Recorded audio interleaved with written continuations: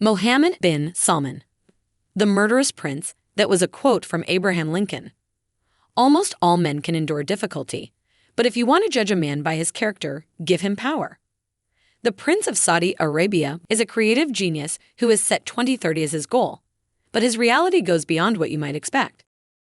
When Saudi Crown Prince Mohammed bin Salman came to power, some people hailed him as a progressive reformer and was well received when he visited the United States and met former U.S. President Donald Trump in 2018. He promised to transform Saudi Arabia into the modern equivalent of Europe. He is concentrating on bringing about conservative Saudi Arabia's economic and social reforms in the direction of a more diverse structure, including his proposal to end the country's ban on Saudi women driving. His troubling history with human rights, however, casts doubt on the reforms outlined in his 2030 vision. In Oslo, Norway, at a conference on freedom, Mohammed bin Salman was named the worst offender in terms of violating human rights. Since the Crown Prince of Saudi Arabia came to power, the group claimed that there has been a widespread crackdown on the right to free speech in Saudi Arabia, as well as the unlawful detention of women, female religious leaders, and, most importantly, other Saudi kingdom officials who are seen as a threat. Although 81 people were put to death in a mass execution in 2019, which highlights the state of the Saudi judiciary system under Mohammed bin Salman and the failure of the international community to hold him accountable for such brutality. In June 2017, Saudi Arabia imposed a sea, land, and air diplomatic and commercial blockade on Qatar. Mohammed bin Salman of Saudi Arabia appeared to be the mastermind behind the crisis within the GCC, supported by his other Arab disciples, including Egypt, the United Arab Emirates, Oman, Bahrain, and Kuwait, each of which closed its land border with Qatar. What caused the GCC crisis in the first place? First and foremost, Saudi Arabia and its loyalists accused Qatar of funding terrorism. Destruction of Yemen and Lebanon by MBS. Bin Salman, widely regarded as the chief architect of the Yemen and Lebanon wars, once stated that Yemen is more dangerous than Lebanon.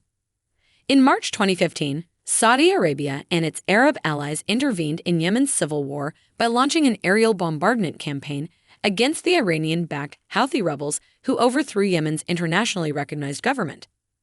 Since Mohammed bin Salman and his coalition launched the war in Yemen, human rights activists have accused Saudi Arabia of indiscriminately killing civilians and targeting schools and hospitals. In 2018, it was reported that 13,635 civilians had died, 23.3 million people were on the verge of famine, and Yemen was experiencing the worst cholera outbreak in history. Yemen is in a bad state, but MBS has a good reputation in the international community. You may be wondering what Lebanon has to do with the conflict in Yemen. So Saad Hariri, Lebanon's former prime minister, travels to Saudi Arabia, but is detained. This appeared to be intimidation and abduction of sovereign state's prime minister by another country. What was amusing was that the prime minister resigned the next day, live on Saudi television. This sparked outrage among Lebanese citizens in Lebanon. In addition, it sowed political uncertainty in Lebanon and Saudi Arabia, as President Michael Aoun refused to accept the resignation and demanded the prime minister's release.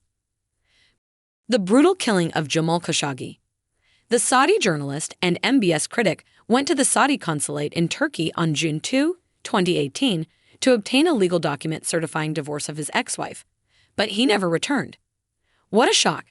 After a long period of silence, the Saudi government finally acknowledged the journalist's death, claiming a fistfight with Saudi officials inside the consulate was the cause of death. What a shit show! How are Saudi authorities able to murder a Saudi national at their consulate in Turkey? Is it reasonable to inform the world that Jamal Khashoggi allegedly died after a fistfight with Saudi officials inside the consulate? How does U.S. President Biden and a human rights abuser bin Salman shake hands?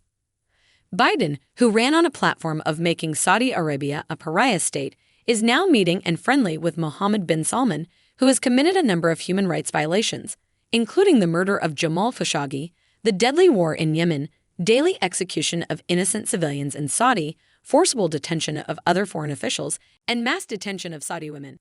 However, the Biden administration concluded Jamal Khashoggi's case by claiming that even though Prince bin Salman gave the order to kill the Washington Post journalist in 2018, the Biden administration never held him accountable. Saudi Arabia allowed women to drive for the first time in May 2018. Although MBS was widely assumed to be the driving force behind such reform, this was not the case. It was first started by a group of human rights activists who first fought for the right to drive in the 1990s. Following the lifting of the ban, MBS arrested a number of women and men at the same time. Human Rights Watch condemned the arrests, saying MBS was demonstrating his hostility toward anyone deemed a threat or critic. What do you think will happen if MBS becomes Saudi Arabia's king? According to human rights organizations, MBS personally oversees the execution of 16 people on average each month. This is the highest execution rate ever recorded in Saudi Arabia under MBS approval. West's double standards on Africa. Africans have long understood that the West looks down on them than they do to the rest of the world. Here are some examples. Nowhere do we see U.S. taking the blame for the humanitarian crisis in Iraq, but they talk against Russia for the situation in Ukraine and the violation of human rights by MBS in Saudi Arabia. Africans know that the International Criminal Court exists to target them, but not hold the U.S. and Saudi Arabia accountable. When the court launched an investigation into possible U.S. war crimes in Afghanistan in 2020, former Secretary of State Mike Pompeo accused it of making illegitimate attempts to subject America to its jurisdiction, and the U.S. sanctioned senior ICC officials, including Chief Prosecutor Faidou Bensouda. To wrap up, I agree that the U.S. needs to stop Saudi Arabia's unrestricted arms sales and attacks in Yemen. However, Biden should back Saudi Arabia despite Mohammed bin Salman's brutal acts in order to avoid the Iran framework in the Middle East. This is part of a political balance kind of strategy. What are your thoughts on Crown Prince of Saudi Arabia, Mohammed bin Salman? Let us know in the comments section below.